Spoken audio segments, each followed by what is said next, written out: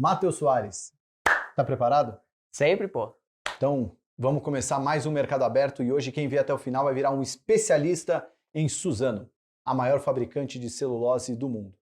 No ano a empresa não está indo tão bem na bolsa, está com alta de aproximadamente 5%, mas de abril para cá ela já acumula ganhos de mais de 40%. Além do desempenho na bolsa, a Suzano também chama atenção pelo ambicioso e agressivo plano de investimentos dela. São 18 bilhões de reais que ela vai colocar em investimentos. O que ela vai fazer com todo esse investimento e se esse investimento vai dar um retorno para os acionistas, é isso que vocês vão ver agora no Mercado Aberto que está começando.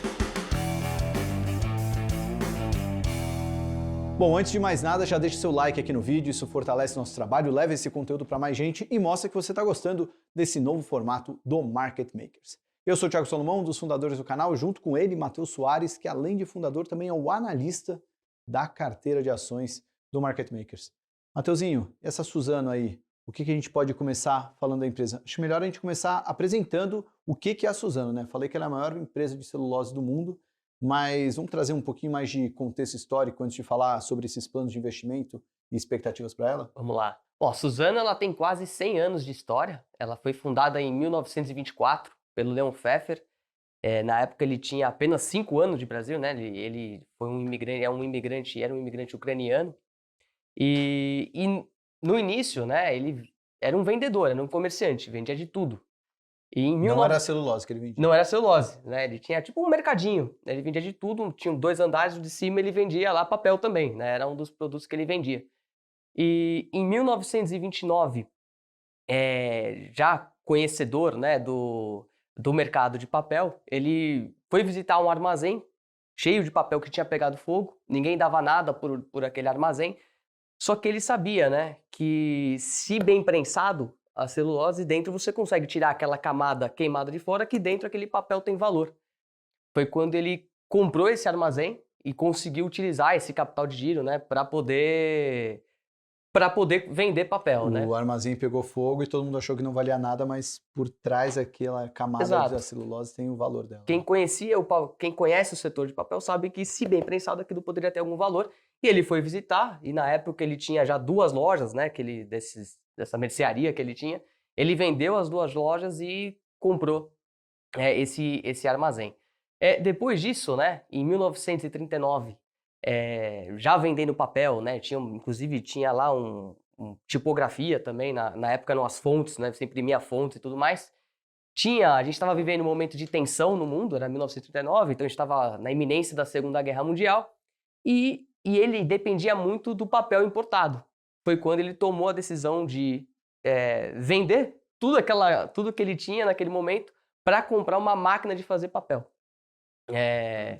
Para não precisar importar papel, né? Ele percebe que foi realmente o que ele pensava aconteceu, as guerras vieram, o Brasil, né, ia ter alguma dificuldade de importação e ele passou a produzir o papel aqui. Só que, naquela época, isso a gente já está falando de 1956, mais ou menos, ele via a necessidade de verticalizar a produção, de você não depender da celulose, da importação de celulose, né?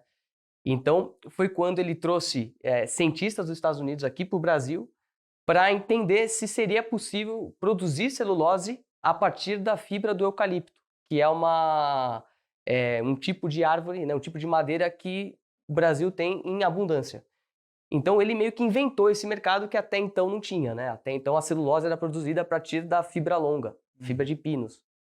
Então ele trouxe esse mercado para o Brasil e aí o resto é história, né, Salomão? O resto é uma empresa que é fruto de diversas fusões e aquisições que aconteceram ao longo desse tempo. Talvez a maior delas aconteceu em 2019, foi quando a Suzano comprou a Fibra, que tinha sido, que era a fusão da Aracruz com a VCP. A Fibra nasceu da junção da VCP com a Aracruz, que não foi tão estratégica, porque a Aracruz foi brincar com os derivativos ali em 2008, 2009, né? Ela e a Sadia acabaram quebrando com isso, né? A Sadia se juntou com a Perdigão, virou BRF, a Aracruz juntou com a VCP, virou a Fibra.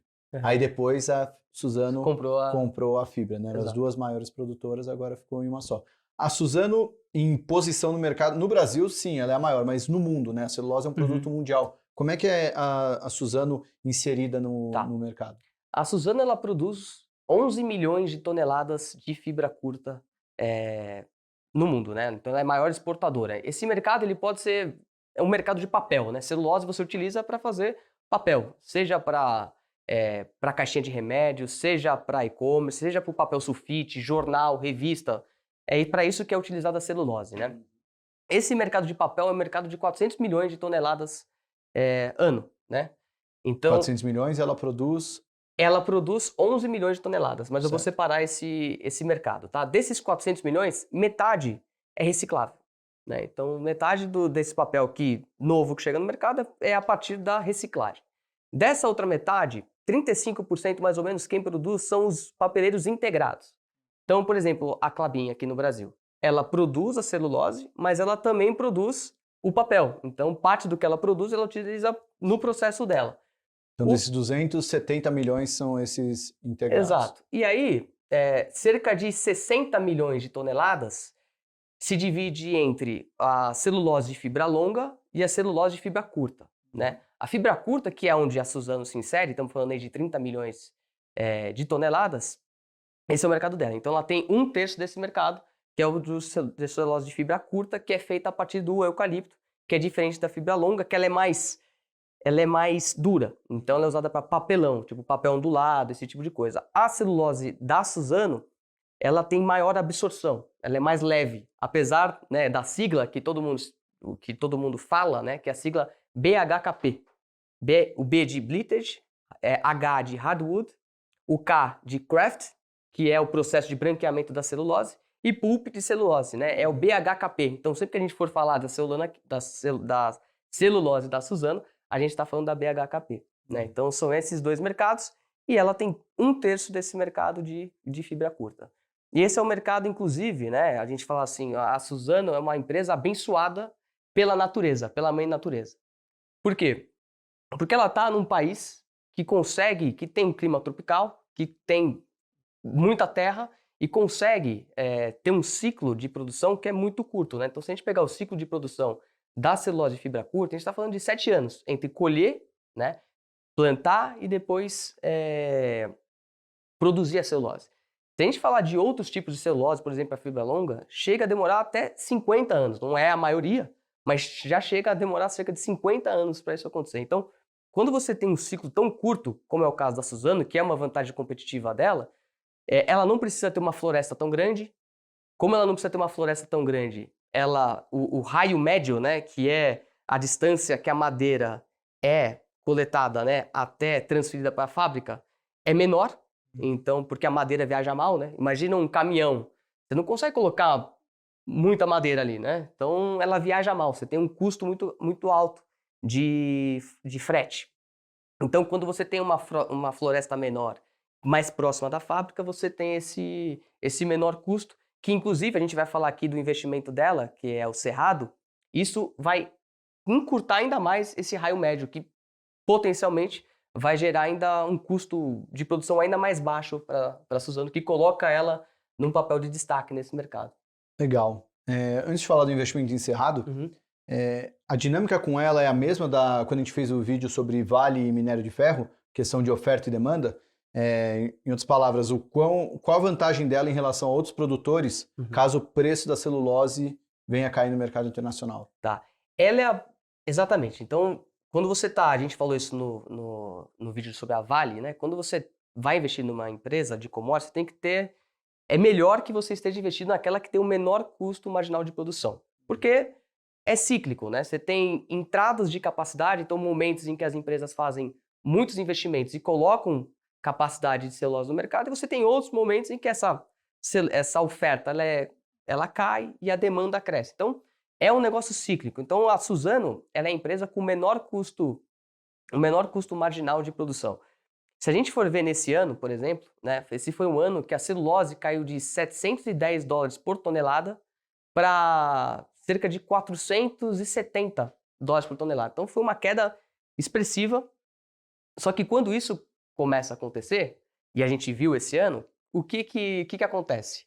Diversos papeleiros integrados na China, que têm a opção de ou produzir ou comprar de uma Suzano da vida, o que eles fazem? Não faz sentido ele destruir o ativo biológico dele, que é a floresta, que inclusive subiu muito de preço esse ano. A gente pode até colocar um gráfico aqui do quanto que subiu a floresta. esse cara ele decide, ao invés de ele produzir, ele compra da Suzano. Então, como todo ciclo, quando a celulose cai e passa a não gerar retorno acima do custo de capital das empresas, a celulose, a oferta cai, né? E é isso que aconteceu esse ano, a celulose caiu nesse patamar que a gente falou, só que começou, logo em seguida, começa a entrar muita demanda. Então começou a entrar a demanda da China, que está muito forte, a Europa começou a comprar. Então hoje a gente encontra um mercado muito mais saudável em termos de celulose. Mas a Suzano é sem dúvida aquela que tem o menor custo marginal de produção, né? Ela é a última a sofrer os impactos dessa celulose em patamar tão baixo. Legal. E agora partindo para o investimento em Cerrado, né? São 18 bilhões que ela vai investir nesse projeto? Isso só esse ano. Só esse ano? E assim, isso ela vai investir 18 bilhões esse ano, e o projeto Cerrado é em torno de 9 bilhões só no projeto Cerrado. Só que o projeto Cerrado inteiro, deve terminar no ano que vem, ele vai demandar 19,3 bilhões de reais de investimento. Então é um projeto muito robusto que vai aumentar em 20% a capacidade instalada dela, né? Então ela deixa de produzir 11 milhões de toneladas para produzir 13 milhões de toneladas, né? Então, e a gente falou aqui da celulose caindo, mas esse não é o único projeto que está entrando no mercado. Você tem também no Chile o projeto MAPA, que também está entrando no mercado, e no Uruguai, lá no Paso de los Andes, se eu não me engano, é outro projeto. Então, se a gente somar esses 3 projetos, são mais de 6 milhões de toneladas de capacidade que está entrando, é por isso que a celulose caiu muito. Mas tem uma coisa importante para dizer, é que a partir de 2026 não tem mais nova capacidade entrando, né? Então a gente acredita que a partir dali a gente deve ter essa celulose pelo menos permanecendo em torno do custo marginal de produção. Tá, sim, acho que você já deixou meio subentendida a resposta para essa pergunta, mas é importante fazer. Se a oferta de celulose está aumentando, então em tese o preço está caindo, por que a ação subiu tanto de abril para cá? Tá, porque primeiro que existe sempre a expectativa do mercado, né? Então, quando a celulose caiu de 710 para 495, o mercado... Esse preço é por tonelada, Por né? tonelada. Isso eu estou falando da BHKP, que é aquela tipo de celulose, né? Quando isso aconteceu, já existia uma expectativa de que o 710 não seria sustentado, porque o custo marginal de produção é em torno de $550 por tonelada, né? Então, dado que ia vir uma oferta muito grande, o que aconteceu foi que o preço da celulose caiu. E por que que subiu? Porque a demanda começou a aumentar, por conta disso que aconteceu, né? Da China começar a comprar, a Europa começar a comprar. E a partir de então, não só a Suzano tirou capacidade do mercado, cerca de 5% da oferta de produção da Suzano, ela tirou do mercado, então ali é em torno de 550, o que é um sinal de que, se para a Suzano já está difícil, imagina para todo o resto, né? E a partir dali, diversos players começaram a comprar, a fazer pedidos e os estoques começaram a cair, né? Então a Suzano começou a passar preço a partir de junho até outubro, né? Então hoje a gente já está vendo uma celulose sendo negociada por $630 a tonelada. Então saiu lá dos 470, 480 para 630. Então se a gente pegar a alta que a Suzano teve, né, de abril para cá, foi basicamente esse aumento que ela começou a colocar nos contratos. Legal. Bom, você já deixou bem claro, então a vantagem que ela tem em relação a outras produtoras de celulose é parecida com a que a Vale tem para as outras produtoras de minério, né, que você trouxe no vídeo passado. Ela tem um custo marginal de produção menor. Então, que vai cair com o Cerrado. E agora vai cair ainda mais. Hoje a gente falou muito do raio médio, né? Se o raio médio vai encurtar, então vai sair de 135 mais ou menos, acima de 100 km, né?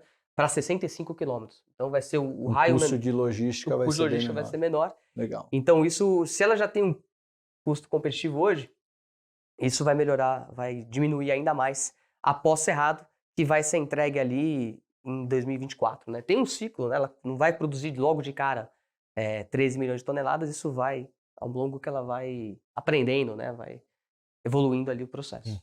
E não sei o quanto dá para falar disso, mas é uma matéria-prima que, por um lado, ela é ESG e, por outro lado, ela é não ESG, né? Num momento que, assim, né, a pauta tá aqui, né? Tem 3 folhas, mas acho que para quem é mais novo, vai usar um tablet, alguma coisa digital, não vai usar tanta folha quanto antes. Por outro lado, ela tem ela entra numa agenda sustentável que ela Perfeito. pode ser um substituto melhor para outros produtos. Dá para fazer um equilíbrio disso aí? O quanto que o ESG pesa a favor ou Tá. contra ela? Ela tem substituído principalmente o plástico, né? Que é um material mais poluente do que o papel, né? Então, a cada 1 milhão de toneladas de plástico que ela vai substituir, são necessários 1,5 milhão de toneladas de 1,5 milhão de toneladas de celulose, né? Então, existe aí uma demanda crescente por celulose, né? Por papel. É uma demanda que, inclusive, a gente falou aqui que o papel da Suzano é mais absorve, tem maior absorção. A gente está falando de fraldas, é, caixinhas de remédio, né? Então, é uma demanda que vai crescer e está acontecendo também no mercado, Salomão, um processo de migração, né, da produção de fibra longa para fibra curta, dado que ela é mais resistente, né? Então, respondendo a sua pergunta também da sustentabilidade, a Suzano ela está inserida nessa narrativa de mais sustentável, né? Porque o papel tem essa função de substituir o plástico, que é o material mais poluente. Certo. Então a Suzano vai fazer um bom papel nessa história. Vai fazer um bom papel na história. Tinha que ter um trocadilho, né? Mateuzinho, só para fechar então, a Suzano em números, dá para fazer alguma conta aí de ver o quanto que esse novo projeto vai ajudar ela ou simplesmente pegar as contas dos números atuais? O que dá para tirar de premissa para quem quer investir em Suzano? Fazendo uma continha, né, uma continha rápida aqui, né? Então a gente pega quanto que é o EBITDA que ela gera por tonelada de celulose, né? Então dá mais ou menos 280 dólares por tonelada. Se a gente tirar ali o capex dela, né, que seria a depreciação e a amortização ali, né? A gente está falando do lucro operacional mais a depreciação e a amortização, o capex é o equivalente a esses dois ícones, né? Então a gente tira aí mais ou menos 70 dólares por tonelada de capex. Então a gente chega ali nos 210 por ali, né? Ela vai produzir 13 milhões de toneladas. Então se a gente pega o EBITDA por tonelada, desconta o capex, a gente chega em mais ou menos 200 dólares por tonelada. Esse 200 dólares por tonelada multiplicado pelo potencial que ela vai ter de produção, 13 bilhões de toneladas, dá mais ou menos 3 bilhões de dólares, né? 2,7. 13 milhões, né? 13 bilhões. Dá um EBIT de 2,3 bilhões. Sim. Tá? Mas é 13 milhões de toneladas. 13 milhões de toneladas, isso.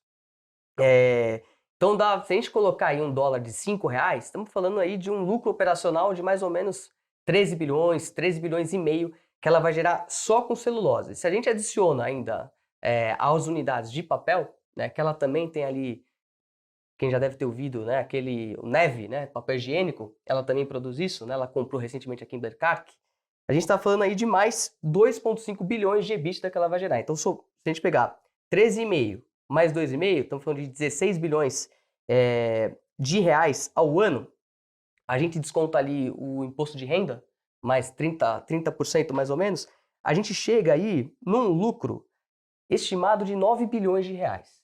9 bilhões de reais, sendo que a empresa vale hoje 65 bilhões de valor de mercado, a gente está falando aí de um free cash flow yield, né? Se a gente chamar aí o lucro operacional de um fluxo de caixa, que é aquilo que sobra no caixa da empresa, dá mais ou menos 13 a 15% de free cash flow yield. Então, assim, para uma empresa que ao longo de muitos anos fez um bom papel de alocação de capital, tem uma história centenária na bolsa, está exposto a um crescimento aí secular dessa migração do plástico para a celulose, para o papel, eu acho que é uma empresa que vai conseguir retornar bastante dinheiro para quem for acionista. É impressionante, muito bom. Números que agradam mesmo. E tem um perfil ali para uma carteira diversificada interessante, né? Porque é uma empresa que não está diretamente exposta ao que está acontecendo na economia brasileira, né? Então, são poucos ativos na Bolsa Brasileira que você consegue uma exposição mais internacional do que doméstica. Sim. Inclusive, isso é um ponto de atenção, né? Se as coisas derem errado no Brasil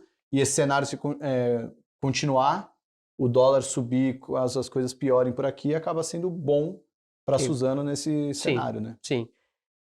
E é isso, a receita dela é atrelada ao dólar e o custo dela é em reais, né? O que torna ela tão competitiva. E apesar desse baita investimento que ela vai fazer, a gente está falando que ela tem uma dívida aí de 11 bilhões e meio de dólares. Dá 60 bilhões de reais, mais ou menos, né?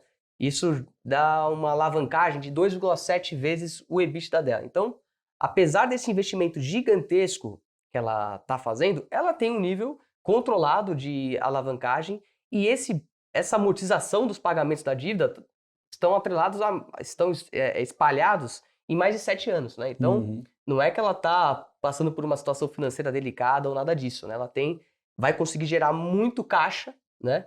Para poder pagar esse endividamento mais para frente e converter parte dessa dívida em equity, né? Tá, então é para comprar Suzano. Essa pergunta eu deixo para a gente responder na nossa comunidade. Quem é assinante da comunidade Market Maker sabe se é para comprar ou vender Suzano. Pô, esse aí, olha, mandou. Até eu vou assinar isso aí. E como é que faz para entrar na comunidade, Matheus? A comunidade atualmente está fechada, mas tem uma lista lá de espera. Se vocês têm interesse em fazer parte desse seleto grupo de investidores, deixa lá o seu nome, que quando a gente abrir, a gente vai avisar vocês. Bom, deve estar no link da descrição desse vídeo, espero. Se não, vai lá no mmakers.com.br, tem a lista de espera. Quando a gente reabrir, se reabrir, aí vocês vão ser avisados. Carteirinha tá indo bem, aliás. Né? Tá indo ainda. Tá. Eu queria que tivesse mais. Não, tá indo bem, pô. Tá indo bem. Tem uma página aqui de perguntas. Vamos lá. Você vai ler? Essa aí eu vou ler, vou até abrir aqui, ó. Eu só vejo perguntas, eu nem leio antes para não ficar aviesado aqui, mas já vi aqui que parece que tem pets aqui na parada. Ah, é? Será? Oi também? Não, já vi aqui, ó, pets. Pets. Famoso comentando comentários esse trecho, né? Comentando comentários. A primeira vem do João. Estatais ou empresas com governo como acionista, igual maiores dividendos. É o caso da Taesa, que tem como maior acionista a CEMIG. I love estatais. E os estrangeiros também, viu? Se o governo precisa de dinheiro, eu também. Se não podemos contra eles, vamos nos unir a eles. Caramba, eu não sei se isso aqui é Eu acho que é uma convocação. É só uma constatação, né? Não sei nem o que comentar, beleza. Pô, é isso aí. Eu não sou tão fã de estatais assim, mas estão pagando um bom dividendo mesmo. Mas eu acho que é melhor investir na empresa, a empresa em si, né? Esse fato de ser estatal ou não, acho que tem que botar só na conta ali que estatal tem que ser um pouquinho mais barata, porque você pode acordar com uma surpresinha ali. É isso aí. Mas legal. É isso aí. Aí a segunda vem do Emílio. Será que é o Surita? Pode ser. Pode ser. Vale a pena? Pets, é bom pra cachorro? Quer um programa só com trocadilhos na bolsa. Pô, excelente. A gente abriu um box no meu Instagram para eu responder coisas com trocadilho, mas eu esqueci. Então a gente pode pegar todas as ações que mandaram lá, a gente transforma num programa. É isso mas aí. Essa do Pet já tá manjada, né? Tá igual o Gol Decola, né? Gol Decola não dá mais. Gol Decola. A terceira vem do Renan. Muito bom, parabéns pelos trabalhos e obrigado pelos conhecimentos repassados adiante. Aí. Pô, de nada, Renan. Valeu demais. Tamo junto. Tamo junto. Hendrick do Condado. Hendrick do Condado, pô, esse aí respeitem, é nóis. Bela vitória no Botafogo. Mas ele errou aqui, hein? Porque não é aniversário do Salomani, mas ele tá de parabéns. Mas hoje é aniversário do Salomani. Estamos gravando aqui numa segunda-feira. Eu queria desejar aqui os parabéns pra esse cara, que é muito especial. Uma pessoa que eu gosto muito. Tamo junto sempre. Até me emocionei aqui pra falar. Não, eu tô vendo, tá emocionado não. Que isso, Matheusinho. Tamo junto sempre, Salomão. Agora, bom, tem mais algum comentário? Foi Ninguém tudo. Falou de oi? Foi tudo aqui. Não teve oi. Porra. Não teve então oi. Vamos dar um tchau, né? Vamos dar um tchau. Mas, valeu demais pelos parabéns, meu querido. Tamo junto. Espero que vocês tenham gostado desse vídeo de Suzano. Mercado Aberto chegou no seu 5º episódio. E semana que vem tem mais episódio do Mercado Aberto. Sempre às 18 horas da terça ou quarta-feira? Terça. Na terça-feira. Então, toda terça-feira, 18 horas, tem Mercado Aberto novo aqui. Beleza? Até a próxima. Deixa o joinha aqui para mostrar que gostou e se inscreve no canal para ser avisado sempre que tiver vídeo novo. Até a próxima. Valeu, galera.